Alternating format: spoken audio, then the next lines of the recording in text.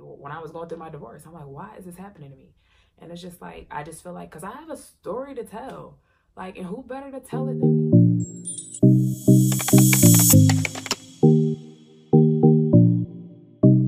What's up, YouTube? It is Sharon Shantae. If this is your first time here, if it is not, welcome back to my channel. And if it's your first time here, make sure you subscribe. And all of y'all, make sure y'all like, make sure y'all comment, give me feedback and all that other good stuff. So as y'all can see by the title, I am talking about being divorced at 29. So, where do I even start with this? Like, first off, let me just say, like, I was always one of those people who was just like, look, I ain't never getting a divorce, like, period. Like, I don't care. Like, I'm just not getting a divorce. Like, not, I don't believe in divorce, but like, that's just not going to be my story. Like, that's not what I'm going to do. And, yeah, my life panned out in a different way.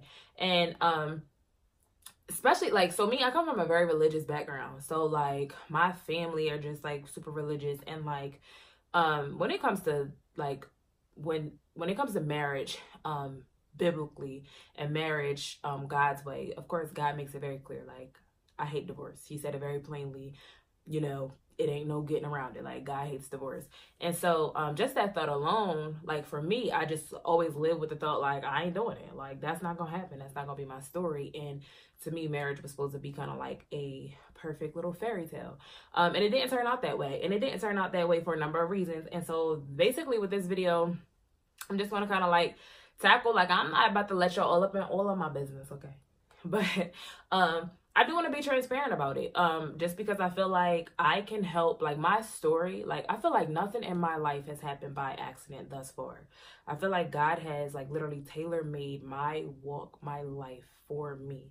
And I think that nothing that I experience and nothing that I go through is just for me. Like, my life is not my own. Like, it is for me to give back. It is for me to help somebody else. It is for me to glorify God in every way possible. So even with this part of my story, like, even with the not so good parts, even with the ugly parts, even with the parts that I don't really like to talk about, including this, I just feel like it's so much in this that I can give to other girls and other women, and like, just help them. Like, if you're walking through a divorce yourself, if you are currently married, if you are aspiring to be married, if you're single, if you're like a teenager not even thinking about marriage, I think that it's something in my story, and it's something that it's things that I've learned during this process that I think can help all of us.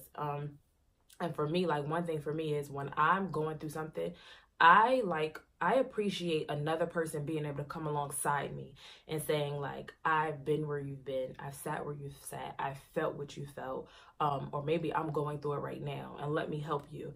I feel like a lot of times it's like, you know, all late and wrong, people be like, oh girl, I experienced that too.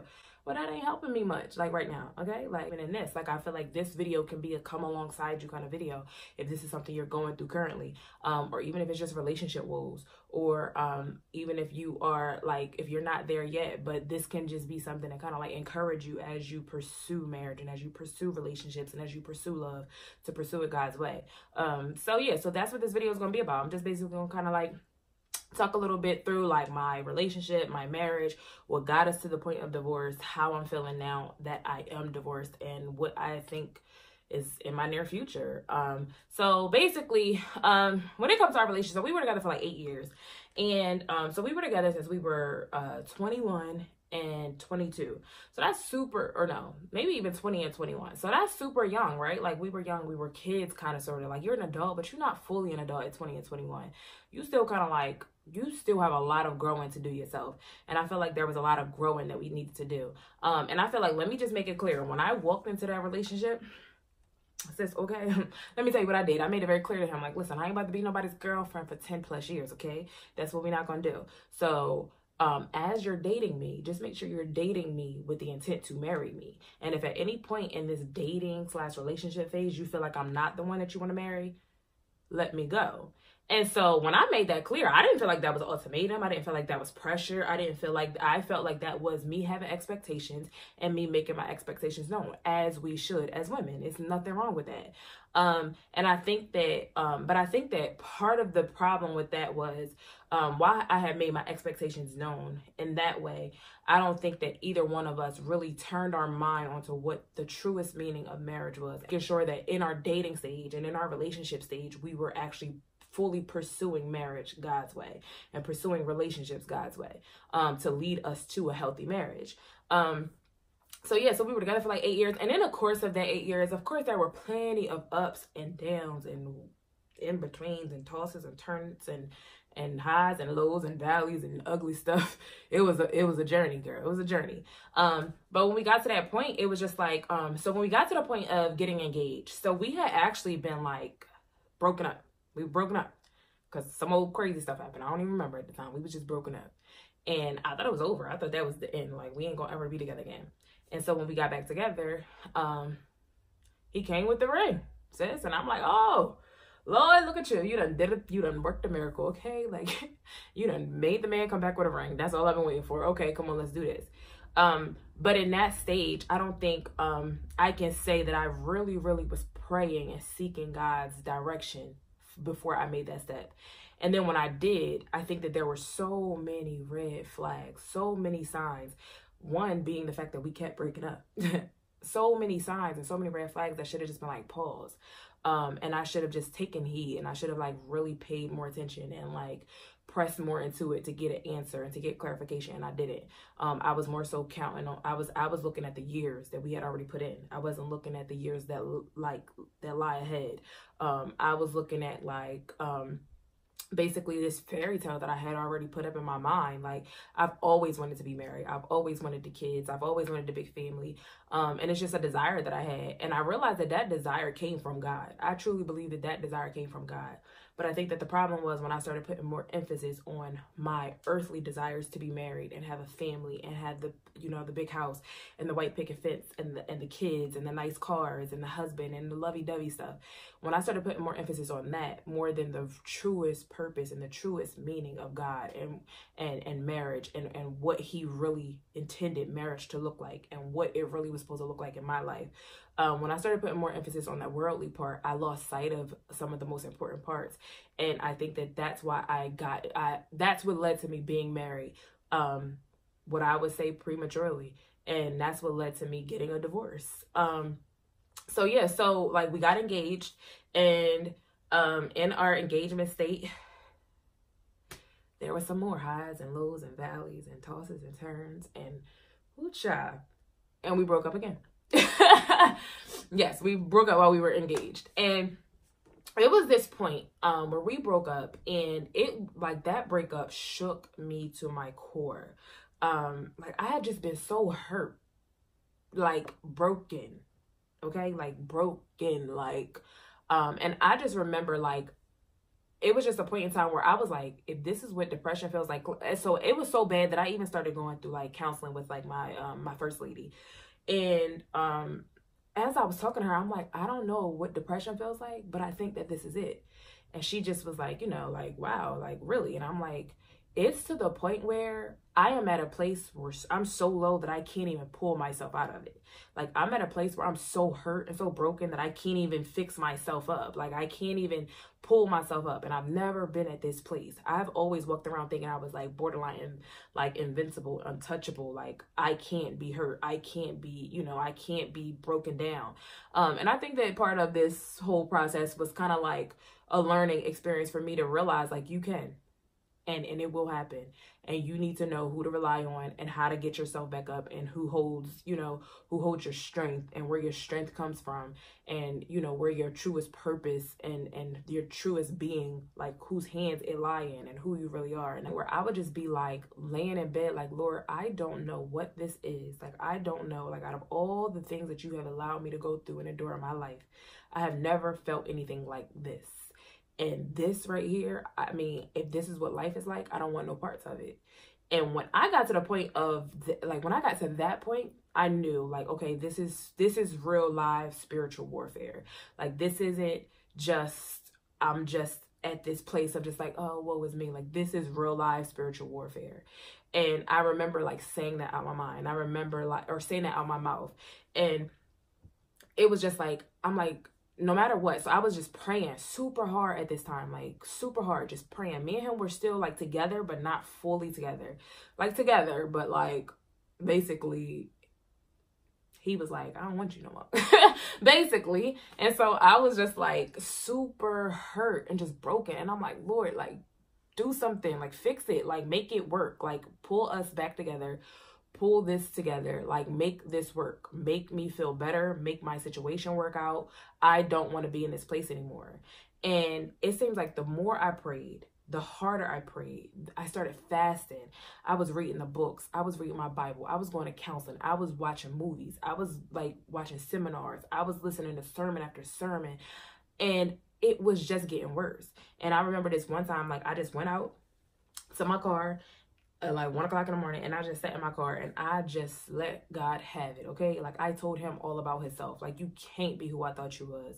Like, maybe what they've been saying is true. Maybe you're not real. Maybe you don't really love me the way you said you love me. Because if you did, there's no way you would allow me to be in this place for this long and not do nothing. There's no way you would allow me to feel what I'm feeling right now and not pull me out of this. Like, there's no way you would see me, like I'm praying, I'm doing what you're telling me to do, and you're allowing it to get worse. Like, you don't love me the way I thought you loved me. Like, I don't even know. Like, I just let him have it. Like, when they say like lamenting on 1,000. Do you hear me? Like, I told God all about himself. But the craziest thing is, even through all of that, even through all of the questioning God, I never lost my faith in him. So like, I was at that point where it was so bad. Like, I wasn't really talking to nobody. Like, my mom, I talked to her, but I wasn't really talking to her about the situation. And I just started like withdrawing from a lot of people, and just withdrawing from my friends, withdrawing from my family, and just kind of secluded myself. And so I knew that there was no one else who could help me get out of the place that I was in. So I knew it was only going to be God who did it. Like, I knew that when I finally broke out of that place that I was in, it was going to be God who did it. And so I just still kept praying, and I still kept having faith. And I just was like, Lord, you got to give me clarity. You got to show me what to do. And I just remember, like, at this one point, so it was just this one day, and I literally just prayed, and I'm like, Lord, give me direction. Show me what I am supposed to do. Show me if I need to walk away from this or not. And like, bold as ever, like no questions asked. Like, the next day I woke up and I just got this, like, when God talked to me, right, this is the kind of relationship we got. I don't never hear God speaking to me in no like bold, Sharon kind of voice. I just don't hear him like that. I'm sorry. Everybody else who be having like that, you know, that moment with God where they just hear his voice, I don't have it. Usually for me, it comes from me praying about something, and then he sends me messages in ways. Like, it'll be like me listening to a sermon, or me like constantly reading the same scripture, or coming across the same message consistently, and it'll be like confirmation kind of thing. In this case, I didn't hear his voice, but I heard this scripture just planted so deep down on my soul that I knew it was him. And it's the scripture, I think it's in Galatians, but I think it's like Galatians 1:6 or something like that. I don't know. Don't quote me on it. I'm going to put it in here. But he just basically said, like, you have been at this mountain long enough. And when I heard that in my spirit, I just was like, okay, Lord, it's time for me to go. I got to go. And so I packed all of my stuff. I got in my little car, and I went back to my mama's house, sis. That was it. And I just thought that was it for me. And I thought that was it. And I'm like, I can't be here anymore. And I remember like just praying like, God, if you get me out of this place, I will like literally never allow myself to get back here again. Like, I will never get so far off track from you, that I sink into such a place like this. And like, when I said that prayer, like, I meant it. So when God finally like gave me the word to move, I moved, no hesitation. And I thought that was the end for us, but we got back together and then we were married. And, yeah. And so what I think is, you know, God gave me all the time that I was praying for clarification and signs and answers and wonders and miracles.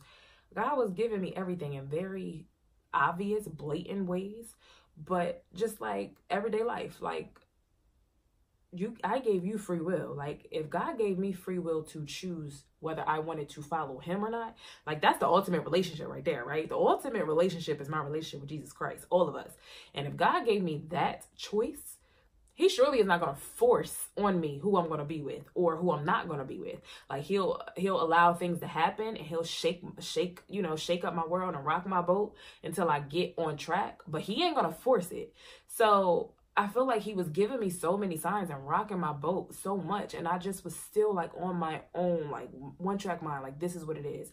And I think that again, it was more so me, a lot of different things, like me coming from a religious background, me wanting to break generational curses, me wanting to just have this like fairy tale, in a sense, fairy tale lifestyle. Like I wanted to be married. I wanted to have kids.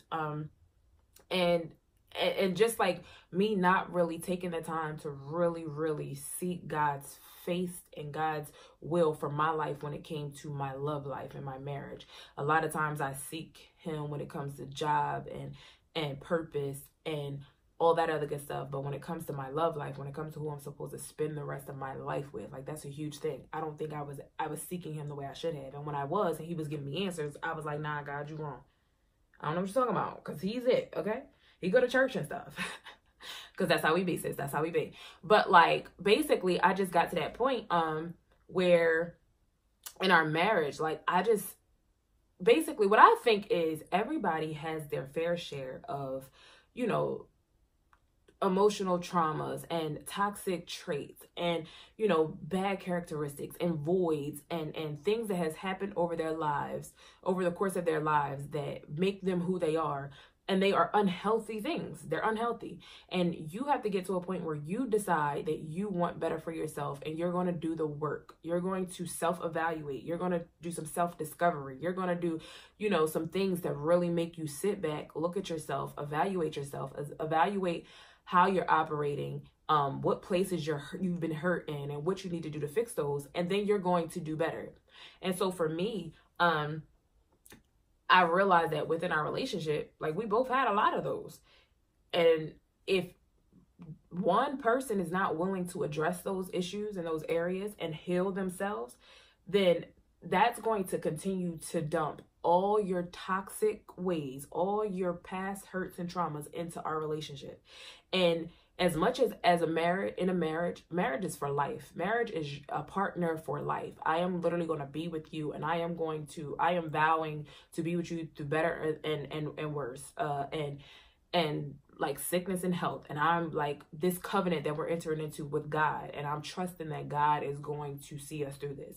And I think that a lot of people, a lot of Christians especially, you know, because God blatantly said he hates divorce, I think a lot of Christians push that whole, don't get a divorce, God can restore anything. And I was believing that for a while. And that's why I stayed as long as I did, because God can restore anything. I do believe that. But again, back to that choice thing. If God gave me the choice to choose him, God also gave that man that I'm with, and he gave me the choice to change ourselves, to address ourselves, and to do better, and to choose how we want to live this life. And so if I'm choosing, or if he's choosing, if any one of us is choosing not to address the things that need to be addressed, not to heal ourselves, not to handle the things that need to be handled, not to deal with those voids, and not to get rid of those toxic ways. If either one of us are deciding not to do the work,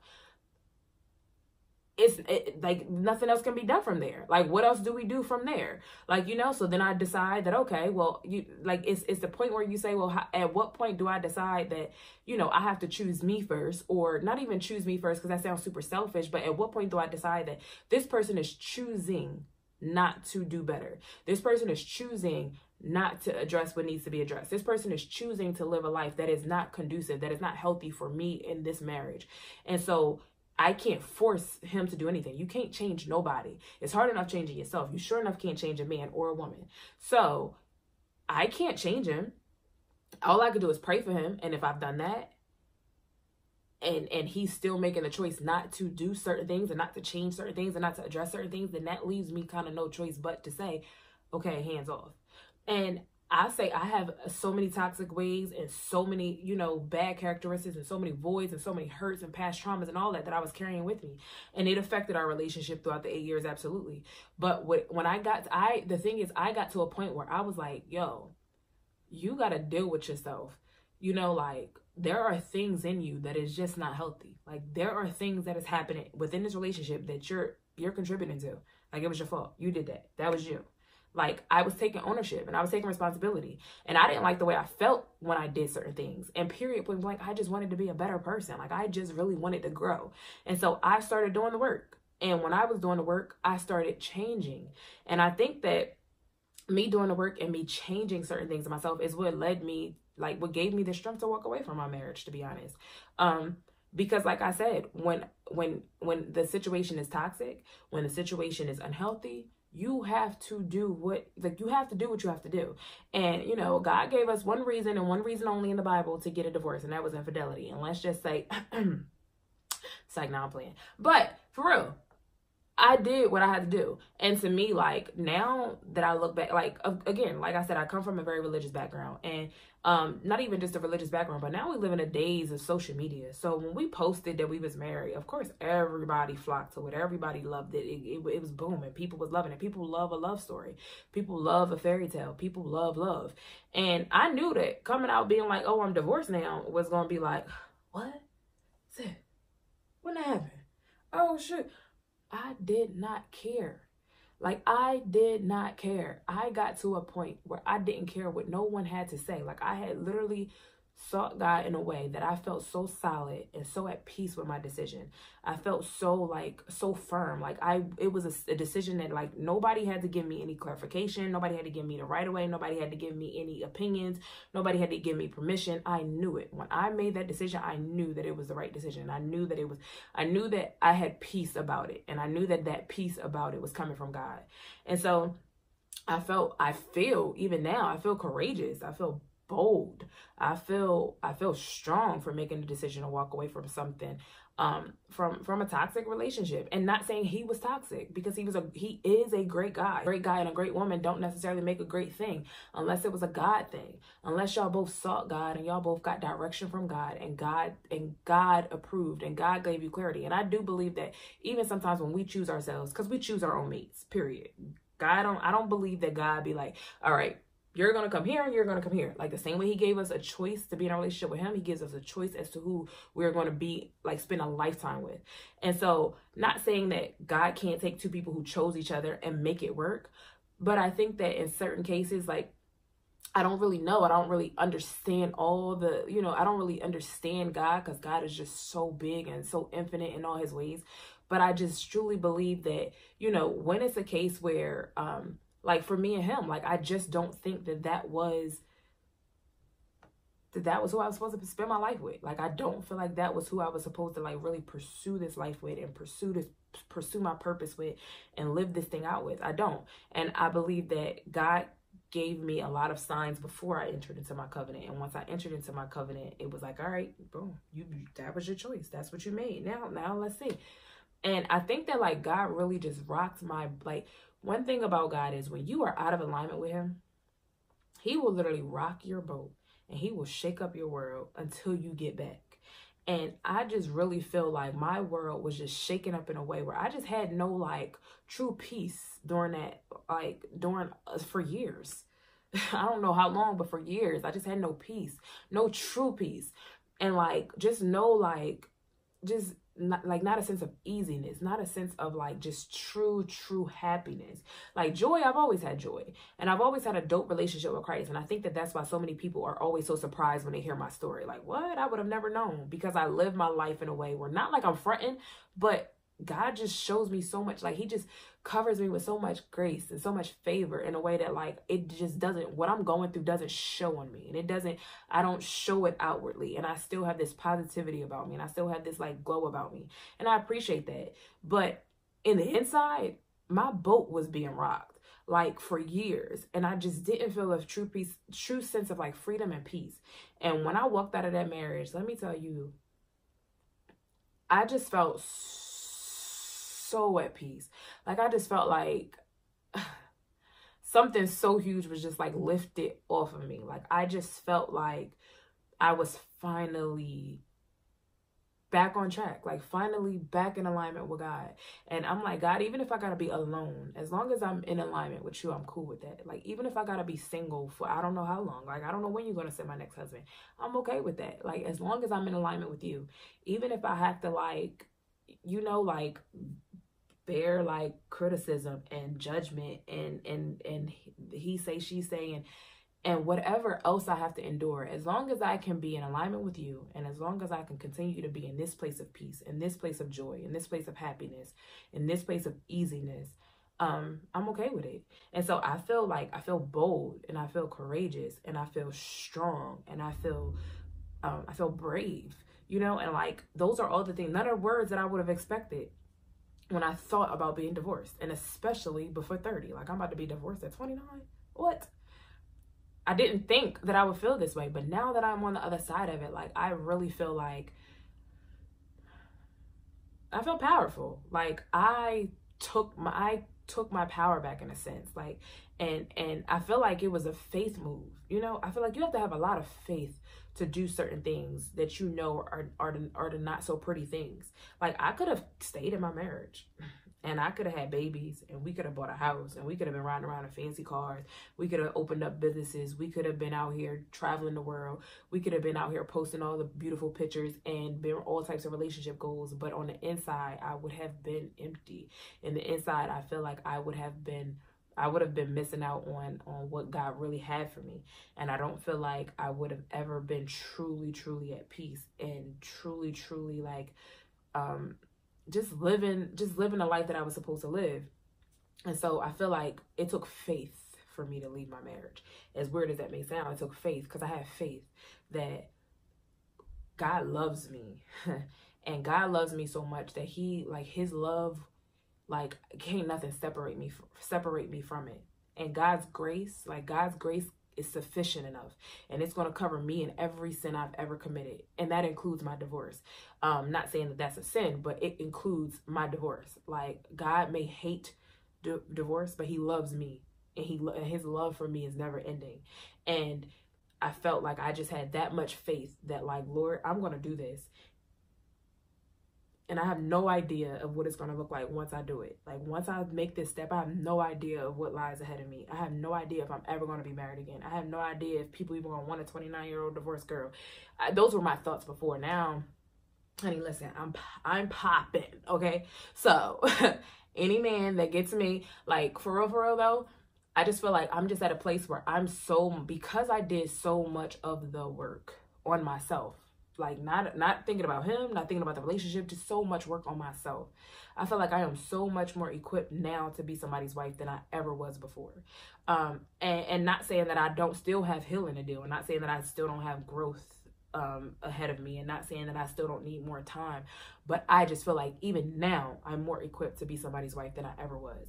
And so, like, basically, like, being divorced at 29, like, it's something I never thought I would be, ever. I never thought that this would be my life. But I just feel like every time I look at my life, I look back over my life, I really just see so many moments where it's like crazy to me. Like, why is that happening to me? Like, even when I was going through my divorce, I'm like, why is this happening to me? And it's just like, I just feel like, because I have a story to tell. Like, and who better to tell it than me? Like, I need to tell people, like, about how good God is, and how, like, merciful he is, and how much his grace covers all, and like how much he just loves us, and how faithful he is. Like, a huge faith move. I feel like I stepped out on faith in such a crazy way. I feel bold. I feel courageous. I feel strong. Like, I'm excited for what lies ahead of me. Like, I'm excited for what lies ahead of me. And I feel like me walking out in that piece of obedience, me stepping out in that, like, on that, like, jumping out of my own boat to jump on God's. I feel like that's what I just did. And I feel like, wow, like, I probably had to swim through the water to get to God's boat. So it was like a little like, whoa, what we doing here? Like, I feel like now I'm good. Like, now I feel like I'm in alignment. Now I feel like, you know what I'm saying? Like, Lord, where are we going next? Like, what's about to happen here? And what you want me to tell these people? And what message is there that lies within my story that's going to reveal you and bring glory to your name? And I mean, I just say, like, ladies, like, marriage is beautiful. Relationships is beautiful. Love is beautiful. But do it God's way. Like, seek God at every point. Like, every point. The dating stage, the relationship stage, the engagement stage, the marriage. Like, seek God. And he will give you a peace about it when it's right. And you will literally feel an uneasiness when it's not right. And don't mistake. Sometimes we can mistake that uneasiness for, like, oh, it's just me because I'm, you know, I've never had a healthy relationship in my life. So, you know, now I'm scared, or now I'm pushing them away. And while all of that is true, and it can be true, it's a different sort of peace that comes from God. even with those situations, even if you do have past traumas and past relationship hurt that you ain't dealt with, and even if you don't really know how to accept a man, or whatever things we say in our, we say, God still will give you a certain level of peace about the relationship when it's a God relationship. And so with that being said, like, seek God, trust him, like, trust that he has your whole entire life planned out. He has your whole entire life in his hand. He knows your end from your beginning, and there is not going to be any part of your life that's going to be wasted. And whether you are 20 or 40, like, if it is for you to be married, which, most of us it is, if it is God's will for you to be married, he is going to bring your husband with you, and that husband will be your purpose partner. That husband will help you chase God and you bring glory to God's name, and y'all will literally do amazing things in the kingdom of God. And so I just say, wait on God, trust him, no matter where you stand. Like, God is a restorer. And I believe that while God didn't restore my marriage, I believe that God is a restorer of my days. So I feel like there's not one day in my life that I've lost that God won't restore. So, time, I'm not worried about my age. I'm not worried about time, because God is a restorer of my days. And God is going to give me back the years that the enemy stole from me. And God is going to restore me. And God is going to give me the love that I deserve. And God is going to give me the desires of my heart. And God is going to continue to take me from glory to glory to glory to glory. It only gets greater from here. So I'm trusting him. I'm trusting him with my life. And I'm trusting him with my love life. I'm trusting him with every part of me. And whatever that may look like, I'm ready. I'm excited. And yeah, y'all, like, let me just say though, this dating scene is whack. For real, like, not it. But nah, y'all. So that is it. Like, I hope that you got something out of this. I hope that for all you women, I hope that you, if nothing else sticks, just seek God. Just seek God. And I know you got boos, and I know you got that man that you just love, and he just Listen, girl, just seek God first, because, like, of course, no matter what decisions we make, God will be there. And God will make sure he reel you back in when you need to be reeled back in. And God will make sure that he wipe those tears from your eyes when you crying. And God will make sure that if it is the right relationship, and if it's a God relationship, he will make sure that he prospers y'all. So I'm just saying, seek him above all else. And yeah, and that's it. And I appreciate y'all. Thank you all for watching. And until the next video, peace out. You want to stop on that?